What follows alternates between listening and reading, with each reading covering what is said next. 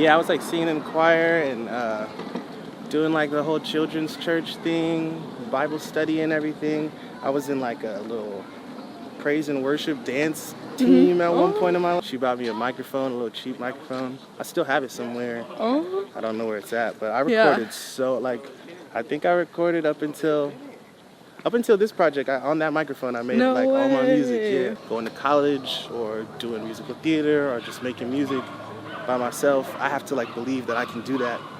And I don't know, I think that's just something that was like instilled in me at a young age. Just like whatever you do, like do it 100%. Yeah.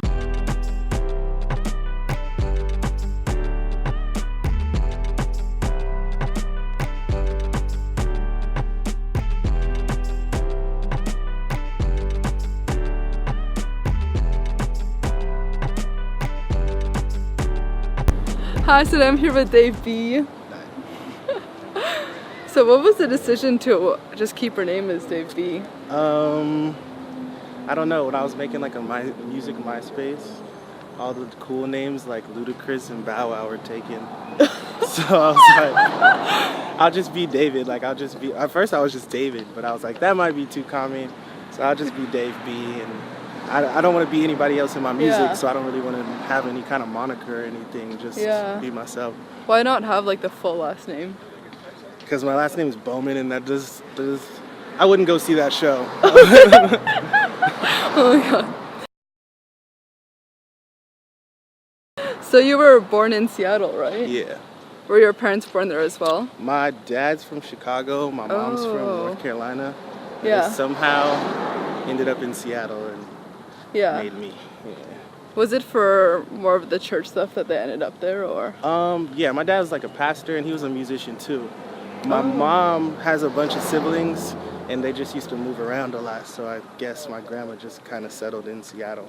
Yeah. And then they kind of met up. I'm pretty sure they met through the church though. Oh, because her dad was like a youth pastor.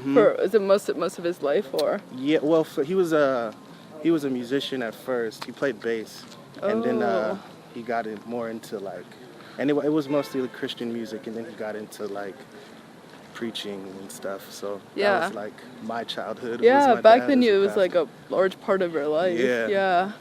You church like 3 times a week. It's crazy. Yeah. And you grew up with like a lot of gospel music. Did you already sing in the choir and everything? Yeah, I was like singing in choir and doing like the whole children's church thing, Bible study and everything. I was in like a little praise and worship dance team at one point in my life. Yeah. Like a lot of church influence. Yeah. As a young kid. Is that still a big part of your life now? Not as much. I listen to a lot of gospel music still, but I don't really go to church anymore. Yeah. And I don't really do all that, but gospel music is still shit. What was the turning point where that happened? Like you became less and less attached? I think I just got older, and then it wasn't mandatory to go to church every Sunday when I had my own car. Yeah. I was doing my own thing, then I could just I just kind of fell out of it. Yeah. What do your parents think of it now? Like that you're detaching yourself? But I don't think my parents go to church that much anymore. Oh, really? So just your whole family is just less and less? Yeah, we just kind of like, I don't know. I remember we moved around from like different church homes a lot, and then we live in Seattle, and then they were going to some church in Tacoma, which is like 30 minutes away. Yeah. And that was just a no-go for me.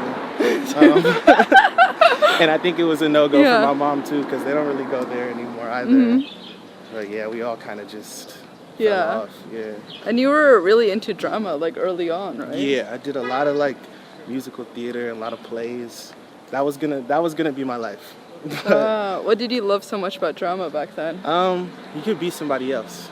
I fell in love with like being able to sing and become like a different character, which is like really interesting to me. Being able to learn lines and then you be a part of a production with a group of people and you guys kind of become a family. So it was like a whole thing. It was like a whole high for me. That was dope. Was drama your favorite subject in high school? Yeah, but we didn't really have a drama program until like my senior year. Yeah. And it was the same lady who was my drama teacher in middle school. So she was just like giving me all the parts, like favoriting me. It was pretty cool. Do you remember what parts you got? Or your favorite ones? My favorite ones. I remember I was Nick Bottom in A Midsummer Night's Dream. That was really fun. Yeah. I got to wear like this donkey mask. It was cool, and I got to curse in front of the school, which was awesome. Yeah. But yeah, those were good times. What were your other favorite subjects? Like gym. Play basketball the whole time. Or like athletic. Lunch was a good time. I don't really remember having favorite subjects, or mostly just like favorite classes where all the homies were in. Oh, yeah. I wasn't like the best student. How would you describe yourself back then growing up? I was just young. I was clowning. I wanted to be liked, so I just thought I was hella funny. Probably wasn't that funny. The class clown. Yeah, I thought I was hella cute. I definitely wasn't that cute. But yeah, I was just trying to be liked, just being young. Yeah. And then, do you remember the first CD that you bought? It was the first CD I bought with my own money was Ludacris Word of Mouth. And I remember my sister took me to buy it. We brought it home, and then my dad made me take it back. Oh, because of the curse words? Yeah. So I remember I was hella sad. I think I cried a little bit. It made me take it back. I had to go to Walmart to get the like edited version of it. And then back then you were in a lot of like rap groups, right, with your cousin or like family. We did. I remember on a family reunion I started a rap group with my cousin, and it didn't go over too well. And then I started like a bunch of rap groups in middle school and in high school with just like the homies and shit. And yeah. Just, like, were there? Do you remember the names? Nah. But we literally had no way to record. We were just writing rhymes and then like recording over instrumentals for like YouTube and shit. Yeah. Yeah. What was the decision back then to be in a rap group other than like start to put up figure out stuff as a solo artist? Those times where you're just young and like hella impressionable, like it just looked hella cool to me. Like just being with my friend. Like we were already just rapping every day in school and just like around on the street. So I was like, man, let's be a fucking rap group. Let's take over the world. Yeah. But no, that's just not a thing. Yeah. Yeah. So we just, it wasn't. I don't think it was never serious to begin with. So we just didn't go through with that. Are they now still doing music? The other people? It's just kind of like a fun. You're the only serious one. Yeah. And then when you were like 15, 16, your sister got like a microphone or something, right? Yeah, you got a computer. For Christmas, I got a computer. She bought me a microphone, a little cheap microphone. I still have it somewhere. Oh. I don't know where it's at, but I recorded I think I recorded up until this project. On that microphone, I made all my music. Yeah. What is do you remember the model name? I have no idea. I have no idea. I know it was so cheap. I don't even think it had a little label on it. Oh, no. But it was good. It worked. It did what it needed to do. Is it just you two, you and your sister? Me and my sister, yeah. I grew up in a house with one sister, and then I have two other older sisters. So I got 3 older sisters. Yeah. And then there's me. Yeah. Oh, what do they do now? Is the sister who bought you the microphone? Does she still do music? Nah, she never did music. She just like supports me. Honestly, I don't really know what she does.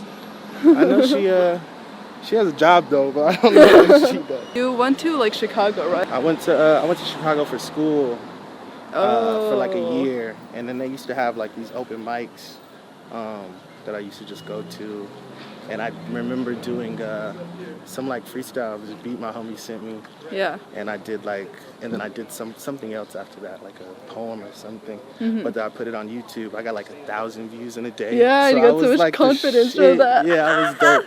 It was hella dope. I was famous. During that time, you already started putting out stuff on MySpace and Facebook, right? Yeah. Was it still also under Dave B? Is it still up? That you just just scrapped the whole intro? I deleted all that. Yeah. All those entry point things. Yeah. What did it sound like? That early music? It sounded like somebody who didn't know what they really were trying to do. Like it was just sounding like whatever I was listening to. I was listening to like I listened to like dark twisted fantasy. I remember hella songs I made like in that vein. Yeah. That were just not me. Like that works for him, it doesn't work for you. So like I was just making a bunch of just random shit, Yeah. freestyles, but I was getting all the ideas out, which felt kind of good. So what was the decision to go to Chicago for school? It's really like on top of it being the only school I got into, it was like it was like this art school, so it was really dope. And I went there to do like musical theater and like audio production. It's like Columbia College. Yeah. So the program seemed cool. I went with my mom earlier in the school year just to visit, and it just seemed like a good place to be. Yeah. So what did you want to major in back then? I was doing musical theater. Oh, okay. Yeah, and then doing like audio production as well. Yeah. As like a minor, I guess, but didn't really work out for me. Yeah. What was the turning point that you realized you wanted to drop out? I was just coming home every day. I was making music all day, every day anyway. And so I just kind of fell out of love with like theater. As far as just like performing in productions and plays. Yeah. And then it's like audio production. That's kind of what I was doing in my dorm anyway. And I wasn't really learning too much. I was just making music in my dorm every day. And then school was like really expensive and I didn't want to be in debt to anybody. I'm in debt to people now, but I didn't want to be in debt to like the school. So I kind of just decided to come home. I tried to go to school back at home and I just never went. I like registered for classes and just didn't go. So I just kind of got a job and just started making music instead. Yeah. Was college something that your parents wanted you to do? Yeah, but they weren't too upset when I didn't go. I think they were mostly upset that I didn't tell them that I wasn't gonna go. So you just dropped out and you didn't even tell them? So niggas paid for classes and everything and then I was just not showing up. So that was kind of like, Was it like a semester after that they realized, or like a year? When like the whole, like the report card and everything and then nigga just didn't go. I just wasn't there. Wow. So I was working at the Apple store. Oh. Yeah. I was doing that. And I remember I was like making music with the homies and I used to just be late every day. I was really just like a shithead. And I remember saying, I was like 30 minutes late and I was like, I'm never getting fired. They love me. I'm never going to get fired. I went in there and she fired me. That was like the last job I ever had. And then I was like, I'm going to just continue to make music every day and see what happens with this. That must have been difficult early on, right? To just go. Were you already like building a name back then? Not as much. I had like that tiny little local following that you get. And is this a Seattle following or a Chicago? Yeah, like Seattle following. I had that, but that wasn't really cultivated into anything. So I was just really going off on a whim, like I could do this, just believing in myself, and I was like, I'm gonna just do it. How did you even support yourself early on then? I got unemployment. Yeah. I was doing that, and I still lived with my mom. Oh, so I could still that makes eat things every easier. day, put some gas in the tank, and move around. And I wasn't really doing too much, but going in the basement and making music every day. Oh, so true, it wasn't really hard to like sustain that kind of lifestyle. What were your parents thinking of it, like that period of your life? They're just like, when are you gonna make some money? Gonna, like what's the real plan here? And I didn't know. I was just like, I'm doing it. I'm getting better. Yeah.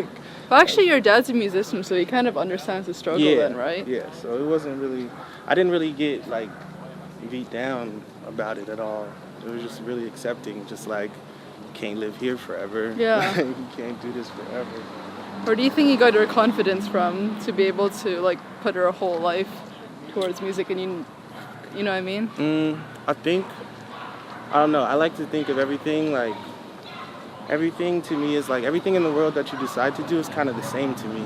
So like, if I believe, you're not going to believe it unless I believe it. So I have to like, whatever I decide to do, be it like going to college or doing musical theater or just making music by myself, I have to like believe that I can do that.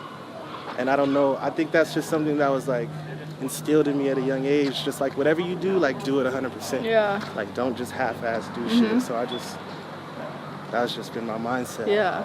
Are your parents' personalities similar to that, like that characteristic? Yeah, they go all in when they do that. I admire that. I want to be like that. Yeah. And what would you say was like the first moment that you felt a bit of buzz, like outside of the Seattle following? Maybe I think it was like 2015. I made this song. I put out like 3 songs in a day because I was just feeling like that. Mm-hmm. And then this song leaves, like hella people responded to it, like not just from SoundCloud or yeah, on SoundCloud. Yeah. And yeah, it kind of was like a little spark or like a little moment of, oh shit, this is all not for nothing. Yeah. Like a lot more people started reaching out, like wanted to work with me, wanted to like see me live. Oh damn. And it was that was a really good feeling. Yeah. Yeah, that would probably be the first moment Mm-hmm. that I felt that. And how did you meet Sango and start collaborating? He's from Seattle originally, and he's friends with one of my homies. They like grew up together, and I guess he had been telling him about me for like a long time, but it like never came to be anything. And then I remember one day I was on the bus and he DM'd me, or he followed me, and I was like, oh shit. And then like 10 minutes later he DM'd me and I was like, oh shit. And he's like, yeah man, like this project's dope or whatever. And I was listening to his music at the time, like when I was getting off the bus. I was like, yo, I'm listening to your shit right now. Oh damn. And he's like, yeah, so we should cool. work. And then like a couple days later he like came to my mom's house and was just playing me hella beats. Yeah. And just from there just made a project. And was it through him that you met all the Soulection people? Yeah, he introduced me to those guys. Yeah. Yeah. What was it like getting like put on by them from like the very beginning? It was like surreal. I'm still trying to adjust to that. Like that was like, cause I was going somewhere. I think I was getting on a plane to LA or something. Yeah. And then Sango put me in a group chat with Joe K and was like, damn. this is Dave, da da da. Yeah. And then that happened. So it was all just, it was quick and it was like just unbelievable. When was it that you actually found out that you were gonna perform on Jimmy Fallon? I think like a week or 2 before we went on there. Yeah. Yeah, Macklemore texted me and he was like trying to perform Corner Store on Fallon. Oh, did you know, or are you friends with him for a while now? Yeah, I've known him for a minute now. Oh, how did you meet him initially? Through this guy I used to work with, John Moore. He's like Seattle OG like legend. Yeah. And he put Macklemore on his first show when he was like 14 or something. And so he'd been telling him about me. We used to work together. And then he invited me to do some show with him like a couple years ago, and then I went on tour with him last year. Yeah. So we had already been building like this relationship, and then we made the song for his album. And so when he hit me up for the Fallon thing, I was like, word? Yeah, let's do that. That's crazy. Did you have like extra preparation or practice for it? We did like a little rehearsal beforehand. Yeah.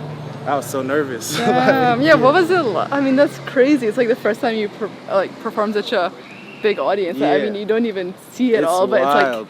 it's like, it's out there's there. Like there's like a few hundred people in the room, but behind the camera is like mass amount of people. So I'm just like sweating bullets the whole day. It was so good though. I got goosebumps. It was dope. It was fun. How would you say your music has changed from the early songs that you made? I think it's just like with anything, like I've grown a lot and I've grown to be more patient with myself. Like before I was just like, I'm gonna make hella songs every day, no matter what.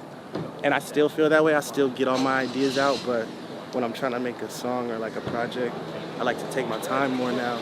Yeah. And just like really feel out what I'm trying to say or what I'm trying to get across instead of just jotting it down and putting it out there. Yeah. How do you think, other than that, how do you think you've grown as a person? I'm still pretty immature, but I think I just have a better grasp on like what I want to do, and like the steps I need to take to get there.